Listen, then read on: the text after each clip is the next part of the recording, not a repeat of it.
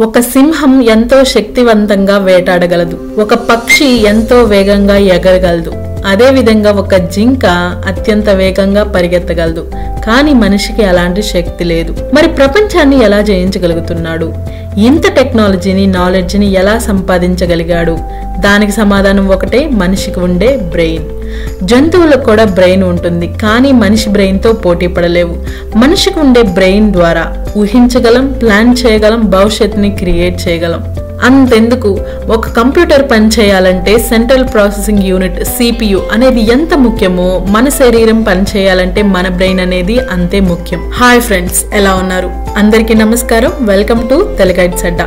ఈ రోజు మనం మన వీడియోలో బ్రెయిన్ అంటే ఏంటి, అది ఎలా పనిచేస్తుంది, దాంట్లో ఉండే ముఖ్యమైన భాగాలు ఏంటి, ఒక మనిషికి ఉండే తెలివితేటలని, జ్ఞానాన్ని IQ ద్వారా ఎలా టెస్ట్ చేస్తారు అనే దాని గురించి ఈ వీడియోలో తెలుసుకుందాం. బ్రెయిన్ అనేది మన శరీరంలో ఉండే ఒక కాంప్లెక్స్ ఆర్గాన్. ఇది మన ఆలోచనలు, ఎమోషన్స్ ని, మెమరీని, శ్వాసని, ఆకలిని, ఉష్ణోగ్రతని ఇలా చెప్పుకుంటూ పోతే చాలా పనులను కంట్రోల్ చేస్తుంది. ఒక సామాన్య వ్యక్తి యొక్క బ్రెయిన్ అనేది 3 పౌండ్ల వెయిట్ ఉంటుంది. దానిలో 60% ఫ్యాట్ తో, మిగతా 40% వాటరు, ప్రోటీను, కార్బ్స్ మరియు ఉప్పుతో నిర్మితమై ఉంటుంది. మెదడులో సుమారు 86 బిలియన్ల సంఖ్యలో న్యూరాన్లని పిలువబడే కణాలు ఉంటాయి. ఇవి మరో 1000 మిగతా న్యూరాన్లతో కనెక్ట్ అయ్యి ఉంటాయి. అయితే చాలా కాలం పాటు ఇవి 100 బిలియన్ల న్యూరాన్లు అని పరిగణించబడింది.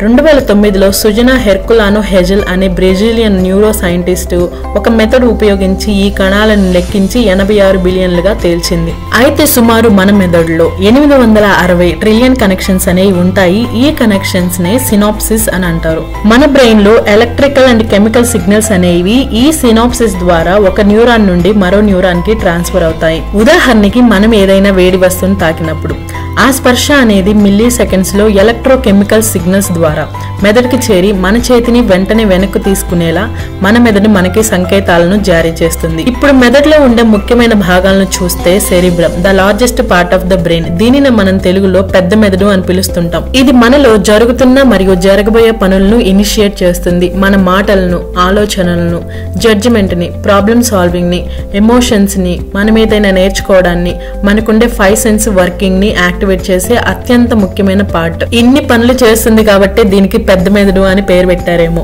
అదే విధంగా మన బ్రెయిన్ అనేది 2 భాగాలుగా విభజించినట్లు ఉంటుంది కదా.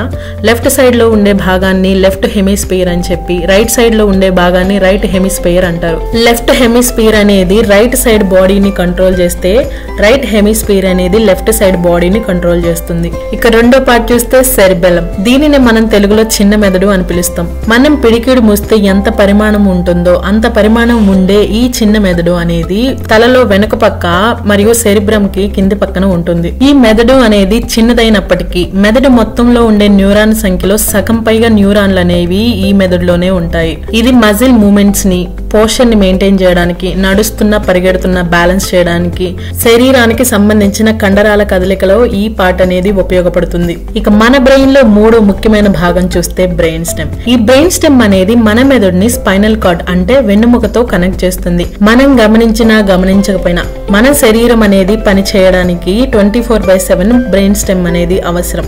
ఇది మన శరీరంలో జరిగే ఆటోమేటిక్ పనులు అంటే శ్వాస తీసుకోవడం, గుండె కొట్టుకోవడం, బ్లడ్ ప్రెషర్ ని కంట్రోల్ చేయడం, తిన్న ఆహారాన్ని అరిగించడం, ఇలా శరీరంలో జరిగే ఆటోమేటిక్ పనులను ఆటోమేట్ చేస్తుంది.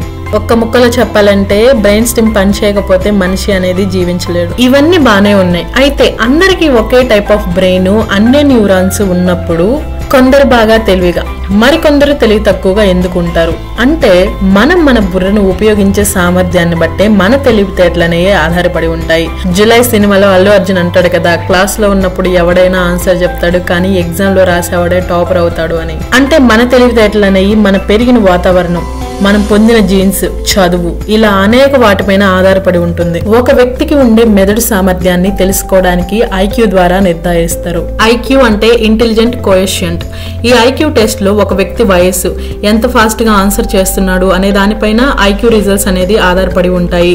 ఈ టెస్ట్ లో స్కోర్ అనేది 80 నుంచి 89 వస్తే తక్కువ తెలివితేటలతో ఉన్నాడని, 90 నుంచి 109 వస్తే యావరేజ్ ఇంటెలిజెంట్ అని, 110 నుంచి 119 వస్తే హై యావరేజ్ అని, 120 120 నుంచి 129 వస్తే సుపీరియర్ ఇంటెలిజెంట్ అని, 130 ప్లస్ వస్తే వెరీ సుపీరియర్ ఇంటెలిజెంట్ అని, 140 ప్లస్ వస్తే జీనియస్ అని అర్థం. ప్రపంచంలో కొంతమంది జీనియస్ ని చూస్తే మనందరికి తెలిసిన గొప్ప శాస్త్రవేత్త ఆల్బర్ట్ ఐన్స్టీన్.